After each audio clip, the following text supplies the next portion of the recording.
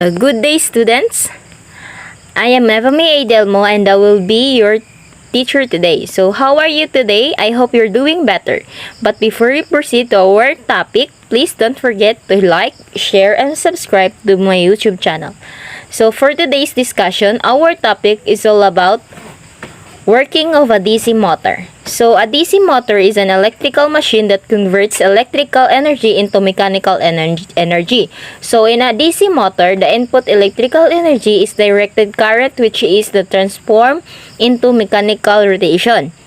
So we have here the DC motor diagram that shows DC motor construction parts. As we can see, if it has 7 parts. First, we can see the shaft. The shaft in the motor is a cylindrical components that extrudes out from the motor and its housing. The purpose of the shaft is to convert energy from the motor into the end-of-use application. Precise pins and shafts operate as a function of speed versus torque. So next is armature conductors. When armature of DC motor rotates, the armature conductors move through the magnetic field EMF induced in them. So the induced EMF acts in opposite direction to applied voltage. This voltage is known as the back EMF. It is converted to mechanical energy and transmitted through shaft. Next is the field winding. The field winding of DC motor are made from field coils or copper wire wound over the slots of the poles shoes in such a manner that when field current flows through it. So then adjacent poles have opposite polarity are produced. Next we have pole shoe. The field winding of a DC motor are made with field coils, copper wire, and wound over the slats of the pole shoes in such manner that when field current flows through it. So then adjacent poles have opposite polarity are produced. Next we can see a yoke or frame. The outer frame of a DC machine is called a yoke. It is made up of a cast iron or steel. It not only provides mechanical strength to the whole assembly but also carries the magnetic flux produced by the field winding. So next next is the commutator. On DC and most AC motors, the purpose of the commutator is to ensure that the current flowing through the rotor windings is always in the same direction, and the proper coil on the rotor is energized in respect to the field coils. And lastly, interpole. So, last is interpole. So, interpole are designed in DC motors to overcome the effects of the armature reactance and the self-induction of the machine. So, most shunt and compound DC motors over 1/2 horsepower have interpoles located 90 electrical degrees from the main poles. Some motor designs use only one interpole with satisfactory results. So, in a DC motor, we have different parts. So, a DC motor is composed of the following main parts. So, first part is the armature or rotor. So, the armature of a DC motor is a cylinder of magnetic laminations that is insulated from one another. So, the armature is perpendicular to the axis of the cylinder. So, the armature is a rotating part of the rotates on its axis, is separated from the field coil by an air gap. So, next part of a DC motor is field coil stator. So, as you can see, a DC motor field coil is a non-moving part on which winding is wound to produce a magnetic field. This electromagnetic has a cylindrical cavity between its poles. So, the last one is commutator. So, the last one is the commutator and the brushes. So, first we're going to discuss the commutator. So, the commutator of a DC motor is a cylindrical structure that is made of copper segments stuck together but insulated from each other using mica. So, the primary function of the commutator is to supply electrical energy to to the armature winding. So lastly, the brushes. So brushes of a DC motor are made with graphite and carbon structure. These brushes conduct electric current from the external circuit to the rotating commutator. Hence, we come to understand that the commutator and the brush unit are concerned with transmitting the power from the static electrical circuit to the mechanically rotating region or the rotor. As we can see, we have here a figure of product of torque in a DC motor. So a DC motor working is explained. So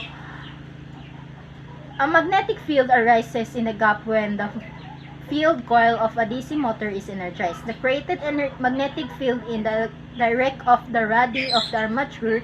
So the magnetic field enters the armature from the north pole side of the field coil and exits the armature from the field coil south pole side. So next is the conductor.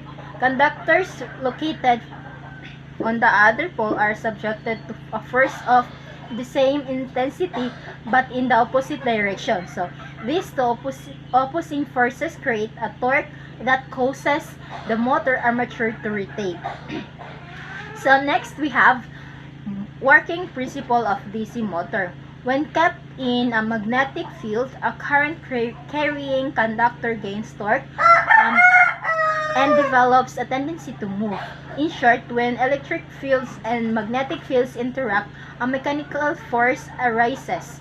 This is a principle on which a DC motor works. So, next we have here the types of DC motor.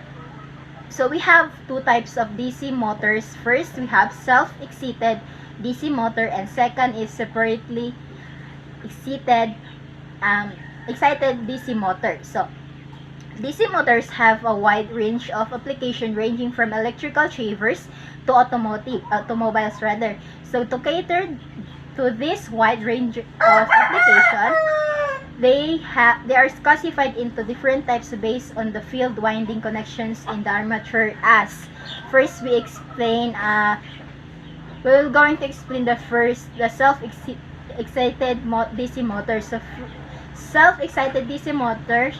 In self-excited DC motors, the field winding is connected either in series or parallel to the armature winding. Based on this, self-excited DC motor can further be classified as we have three: shunt wound DC motor, series wound DC motor, and combined wound DC motor. So first, we're going to explain the shunt wound DC motor.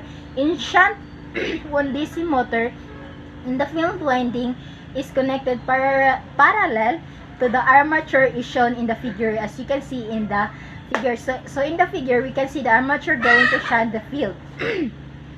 So next, we have series wound DC motor. In series wound DC motor, the field winding is connected in series with the armature winding as shown in the figure. So as you can see in the figure. So, and lastly, compound wound DC motor. So DC motors having both shunt and series field winding is known as compound DC motor. As shown in the figure, as you can see, the compound motor is further divided into cumulative compound motor, different compound motors. So in cumulative compound motor, the magnetic flux produced by both the winding is in the same direction. In different compound motor, the flux produced by the series field winding is opposite to the flux produced by the shunt field winding. So now we are going to explain the second type of DC motor, which is separately excited DC motor. So in separately excited DC motor, the field coils are energized from external source of DC supply as shown in the figure. As you can see, we have here an example of a DC. So moving on, let's proceed to brushes DC. Moving on to brush DC motors versus brushless DC motor. So So a brushless DC motor is also known as synchronous DC motor. Unlike brushed DC motors, do not have commutator. So the commutator in a brushless DC motor is replaced by an electronic servo mechanism that can detect and adjust the angle of the rotor. So a brush DC motor features a commutator that reverses the current every half cycle and creates single direction torque. So while brush DC motors remain popular, many have been phased out for more efficient brushless models in recent years. So now we'll see the applications of DC motor. So the applications of the different types of DC motors are listed below. So first we have shunt DC motors.